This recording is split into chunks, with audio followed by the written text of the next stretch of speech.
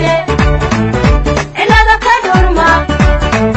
midnimadii maabtuu u sii dhagaye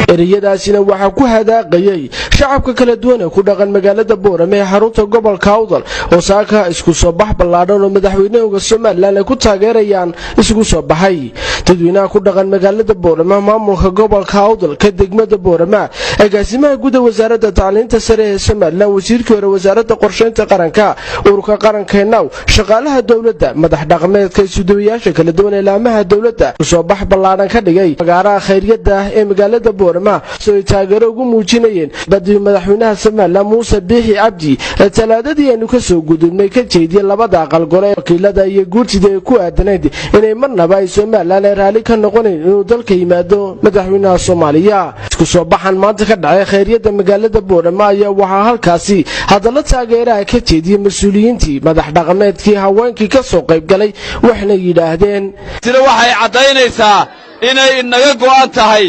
inaynu la shaqeyno dawladdeena iyo dadkeena iyo degmeena iyo maayirkeena Soomaaliya maamulka gobolka degmada la shaqeeyo Soomaaliya waxaynu muujinaynaa inaynu Soomaaliland iyo madaxweynaheenu go'aanka ka qaatay wada hadalka inaynu taageerno Soomaaliya madaxweynaheenu garab taaganahay Soomaaliya arrinta maanta halka aynu taaganahay haddii aynu reer Soomaaliland waxa weeye inaynu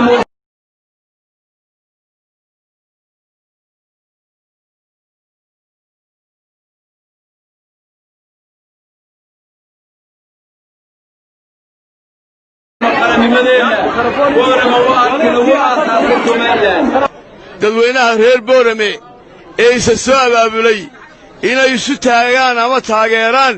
madaxweynahooda Jamhuuriyadda Soomaaliland mudane Muuse Biixi Cabdi khudbad sanadeedkii uu ka jeediyey labada gole u jeediyey hadalladii dhammaantood duuduub bay ku qaateen duuduub bay ku taageereen waxa noo farxad lah in aanu aragno dadweynihii ku noolaa degmada Boorame iyo guud ahaan gobolka Awdal sida quruxda badan leh iyadoo waliba maalin cadceed ay tahay u soo baxeen ay waliba u doonayeen inay taageeraan go'aankii iyo mowqifkii uu qaatay madaxweynaha Jamhuuriyadda Soomaaliland ee ku aadanaa imaatinka farmaajo maanta waxaanu halkan ka taageeraynaa haddaanu nahay shacbi weynaha gobolka Awdal iyo dhammaan gobollada Jamhuuriyadda Soomaaliland khudbad sanadeedkii madaxweynaha Jamhuuriyadda Soomaaliland mudane Muuse Biixi Cabdi uu ka jeediyay labada gole baarlamaan oo aanu si buuxda u taageersanahay haddaanu nahay shacbi weynaha gobolka Awdal taageerada ay u hayaan go'aanka ka soo baxay xukuumadda gaar ahaan madaxweynaha iyo qadiyadda Soomaaliland inay muujiyaan dadweynaha reer Boorame ama gobolka Awdal waxay mar kasta yihiin dad lafdhabar u ah oo meeshii ay ku abuurantay lagu aasaasay dawladda Jamhuuriyadda Soomaaliland shirkii ugu weynaa lagu qabtay madaxdu waqtiga ay tirinaysay maaha sida adduunyada dimuqraadiga madaxweyne la doortay shacabkiisa go'aan kale marka waanu dhaafnay waqtigii dadka la magacaabay ay tirinayeen waxaan ka hor jeednaa cid kasta oo doonaysa inay dib inoo celiso inaad qaradayso waan ka hor jeednaa sidaa darteed waxaan ku salaamayaa halkan oon aad ugu taageeraynaa khudbaddii taariikhda ahayd ee uu ka jeediyey madaxweynaha Jamhuuriyadda Soomaaliland aad baan u taageersannahay haddaannu nahay duqaydii iyo salaadiintii iyo cuqaashii gobollada galbeedka Soomaaliland waxaannu halkan taageero buuxda oo mugle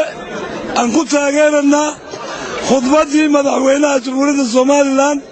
uu ka jeediyey labada gole waxaannu taageersannahay qodobadii ku jiray oo weliba gaar ahaan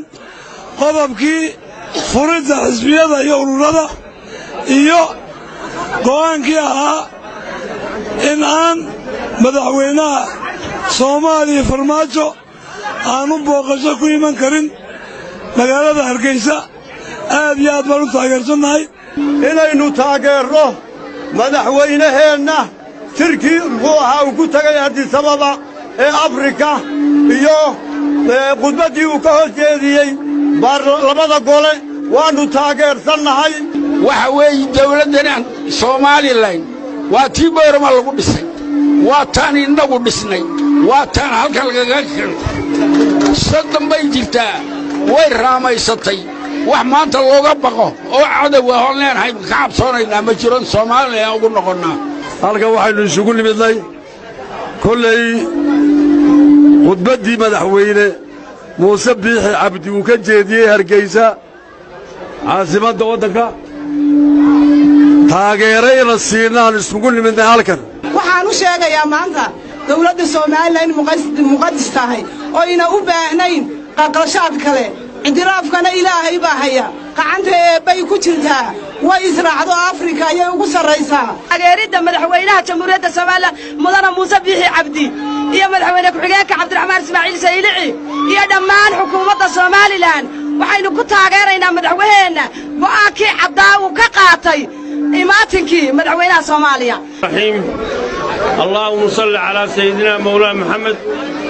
إلهي با مهدله حمرتا عبريسا عدكي جيرك دميسي dadka maanta cisiga jooga mar ha loo celiyo miyayna ceeb xunahayn waa ceeb weey